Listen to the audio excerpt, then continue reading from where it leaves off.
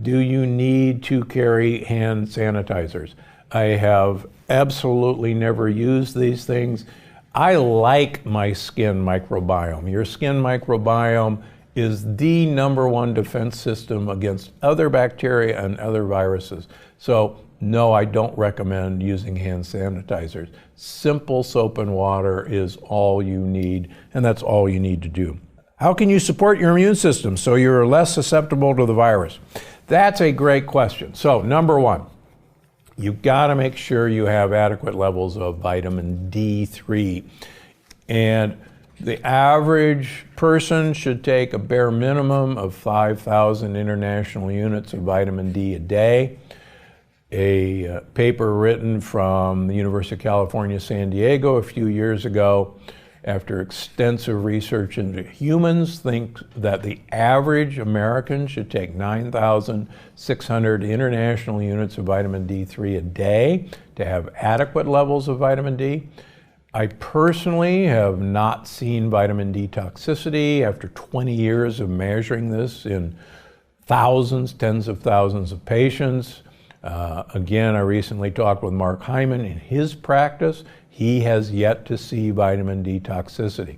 I personally don't think it exists, but even if it does, 10,000 international units a day is what the University of California, San Diego recommends.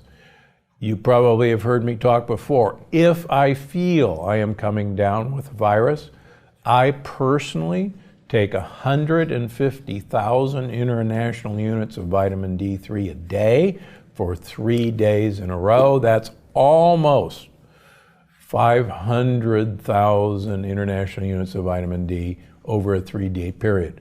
I've been doing that now for about 18 years. I'm not dead yet, and so far so good. Now the second thing you can do, and this actually harkens back to Linus Pauling's research. Linus Pauling is the famous vitamin C doctor. He won 2 Nobel Prizes in physics, but he believed, and there's very excellent evidence, that IV vitamin C is one of the most effective combatants against viral illnesses.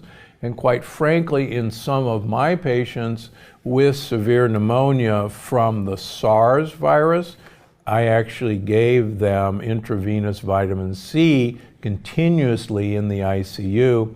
And one woman, quite frankly, who I remember very well, a very young lady, actually survived, and when she was on a ventilator, and we literally couldn't oxygenate her blood with traditional means, and I was able to get a waiver from our pharmacy to give her vitamin C IV, and that's actually what turned her around.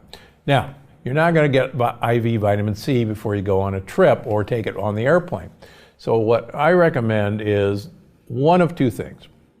Either take timed release vitamin C capsules, and they're readily available. I like 1,000 milligrams twice a day.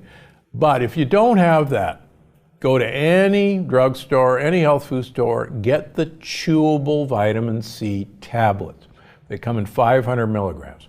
And chew 500 milligrams of vitamin C at least 4 times a day. Here's the problem with vitamin C.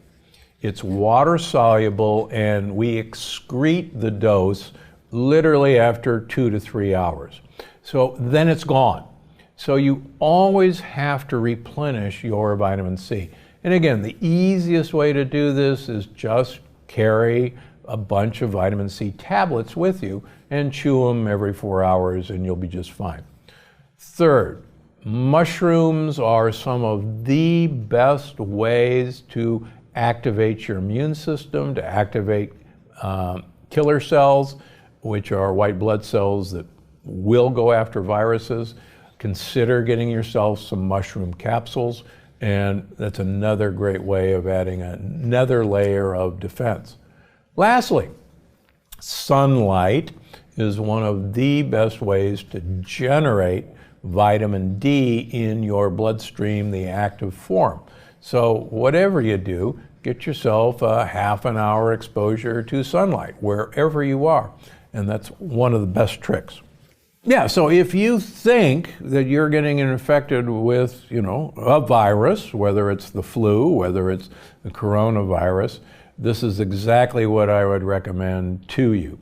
And again, it's exactly what I do when I feel like I'm coming down with something. If you want to, just say, wow, that sounds like a lot of vitamin D, which I used to think was, I used to take 50,000 a day for 3 days in a row. And interestingly enough, I had a few episodes of breakthrough. In other words, it didn't work.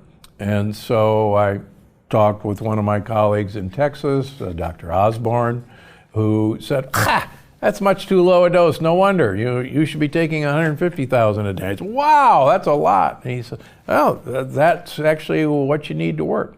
Vitamin D is actually one of the best antiviral hormones there is, and it's a hormone, it's not a vitamin.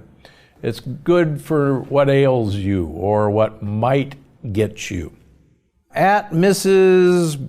Bry Marie, here the genome of the virus shows it is man-altered with a SNP of a SARS